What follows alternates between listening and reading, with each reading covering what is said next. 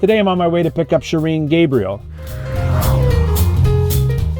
Hi, I'm Lev Gonick, Chief Information Officer at Arizona State University. Carpool Convos is an opportunity for us to invite technology leaders, civic leaders, and other innovators to talk about the intersection of technology and the future. Today I'm on my way to pick up Sherine Gabriel. Sherine is leading one of the most important initiatives here, not only at ASU, but also for the future of our valley. That initiative is called ASU Health. Let's learn a little bit more as I see she's waiting for me right here, and we'll have a conversation with her to see what she's been up to. Welcome to Carpool Convos. Great to have you here. I think this is your first Waymo experience. It is my first Waymo experience. And you're still here in the car. You haven't bailed on me. So Sherine, this is not your first rodeo in Arizona. Maybe just very briefly share a little bit of your background before coming to ASU to help lead ASU Health. I spent most of my career at Mayo Clinic, so I'm a physician scientist. Spent most of my career there. I even did a fair bit of my training there before staying on staff. Was dean of the medical school there, and I was the dean that began the transition of Mayo Medical School to Arizona. So that was the time that I first got to know ASU, because I really wanted to expand our offerings within the medical school, have things in our curriculum like health systems engineering and health law and health policy, which of course we're a clinic. Mayo Clinic is a clinic. We don't offer those things. So I kind of came knocking on ASU's door. So I imagine that insight that you had at Mayo continued as you were exploring and getting attracted to what ultimately became the leadership for ASU Health. Well, I was a dean of medicine, but I was also a practicing clinician and a researcher and an educator. And it just became clear to me in all of those roles that physicians, physician scientists, physician educators just didn't have the tools they need and would need, seeing what was coming in the future. I really believed that they needed more. They needed to understand not only the normal human body and health and disease and its treatment, but that's the milieu, the context, the delivery of care in order to be successful. So maybe just describe not so much where we're going, but how you and President Crow and others from your external committees sort of fashion the art of the possible about what medical professionals in the future might need. Right. Our number one priority at ASU Health is to think about health outcomes. At the end of the day, what are we trying to do? We're trying to help people be healthier.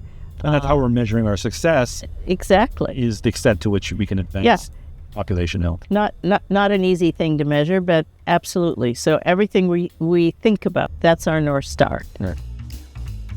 ASU Health is not just another medical school. In fact, in many ways, we want to be anything but just another medical school. To a certain extent, the science of healthcare delivery. So again, thinking about the milieu of healthcare, the context in order to be more successful. It became clear to me, anyway, I'm sure President Crow had all kinds of other ideas, but it became clear that ASU wanted to, I call it, grow their footprint in health. Just do more, be able to contribute more in the health sphere.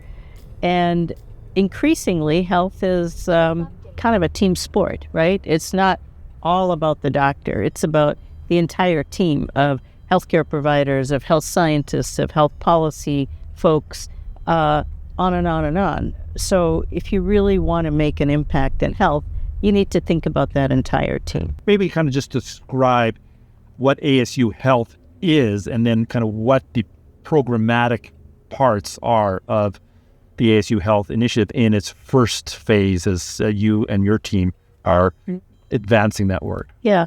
So sort of 8 different initiatives that work together. Just 8. Okay. I could give you 12, but they're all tied together by that improvement in health outcomes. And they're also tied together by the fact that AI, technology, engineering course through all of them. So it's a theme that runs through all. So we're building a new medical school, the School of Medicine and Advanced Medical Engineering, again, with engineering, technology, AI, integrated into everything we teach. And does that mean that medical students will actually graduate with both something in the medical world and something in the engineering? Exactly. And we're kind of reinventing, at least reimagining the field. By putting technology right at the core. And do you imagine that some of the folks, whether they're in the medical or in the public health side of it, will come to this program because they want to be founders of companies, like in an entrepreneurial sense? Or do you imagine them being practitioners, leveraging their technical or engineering experience? Both of the above, I guess. One of the other differentiators for everything in ASU Health is the fact that we are co-locating and integrating business entrepreneurship right into the programs. So we're sort of tearing down that traditional wall between, an MD training program or even an MPH training program and industry, and exposing students early in their careers to what industry really means and how you can advance your ideas through that sector. So that's really interesting because, as you know, I'm a technology person, but always been more than curious about the role of medicine and healthcare. And the idea that you could kind of have a mashup opportunity for people who obviously want to be contributing to better healthcare outcomes, but by leveraging their engineering and technical skills. So Sherine, you mentioned a while ago that, your new ASU Health program has AI and advanced tech woven everywhere.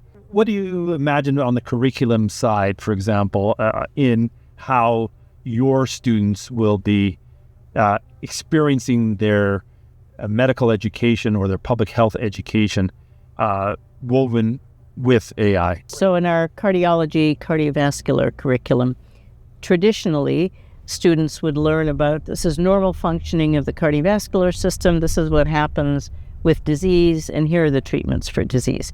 We do all of that, but threaded through it is, what are the engineering principles, flow dynamics, that maybe are important to understand when you're trying to understand flow across a valve.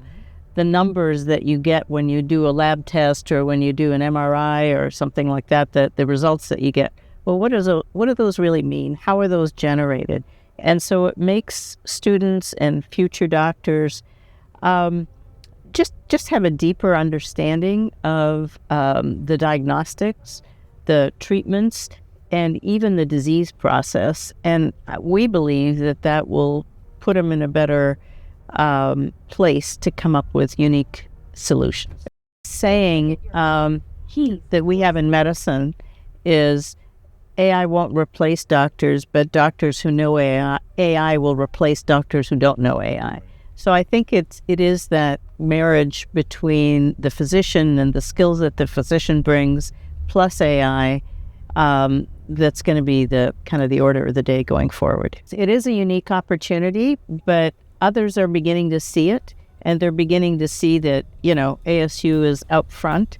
And so our challenge is going to be to continue to be at that leading edge. All right. Thanks, Sherine. It was great to spend a little bit of time with you. I hope you enjoyed your first Waymo. It was fun. I'm going to definitely do this again.